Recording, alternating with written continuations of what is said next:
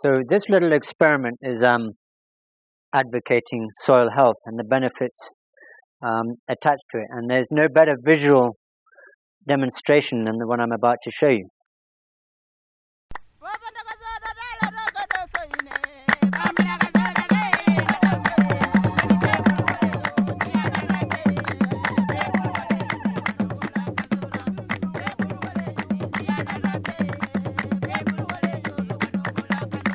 It's our belief that we're not farming the land purely to profit ourselves, which can be a very, very fast process, but it can also be hugely degrading. You can't sustain productivity, I don't believe, in the long term without putting back at least what you're taking out. We've gone the next step and taken the no-till concept very, very seriously. The no-till concept is you don't till the soil, you don't turn it over, you don't break it up.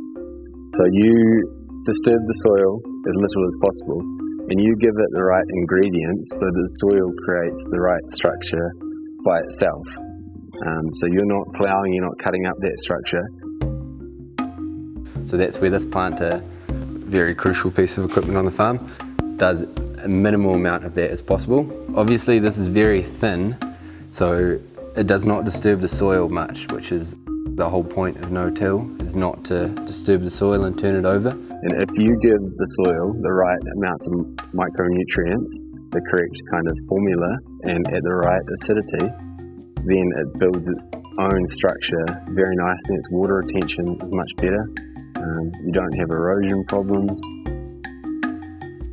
And we leave the crop residues which progressively decompose and release nutrients and provide tremendous protection from the heavy downpours of rain that we get here. And during the dry times, moisture conservation is huge.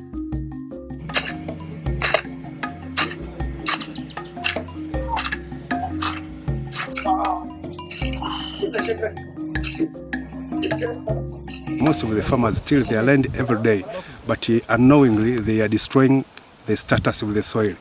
But I think people should adopt it after seeing the result of this no-till.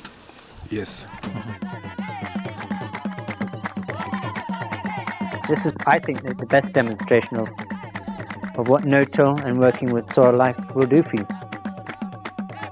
So what we've got here is the soil on the left-hand side is a conventional multi-tillage system,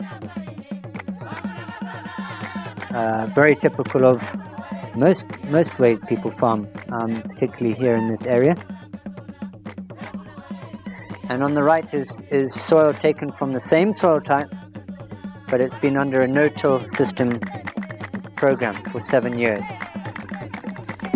And we're going to see how the whole soil function is different. What we've got here is we're going to simulate some rain, and I've got some colored water. It's just food coloring, and we'll put it into the top to simulate the rain.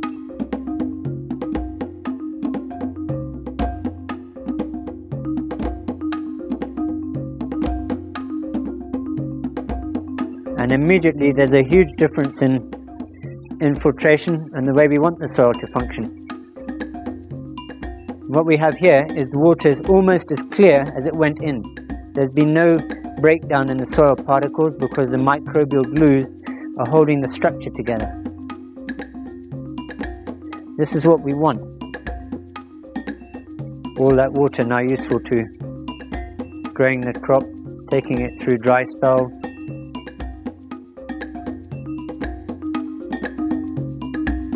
And it's counterintuitive. You think loosening up the land with tillage will let the water in. The land that's been tilled several times, I'm sorry, we haven't had anything through it yet.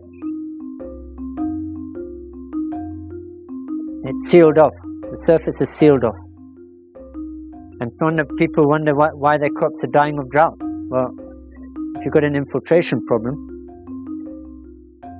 a lot of the water never penetrated the land. The good news is it's repairable, and that's where this no-till way of looking after the soil health, getting the structure moving as huge long-term benefits. The local farmers see the results, they can really believe like this could work for them as well, and we've been explaining to them how they can do it.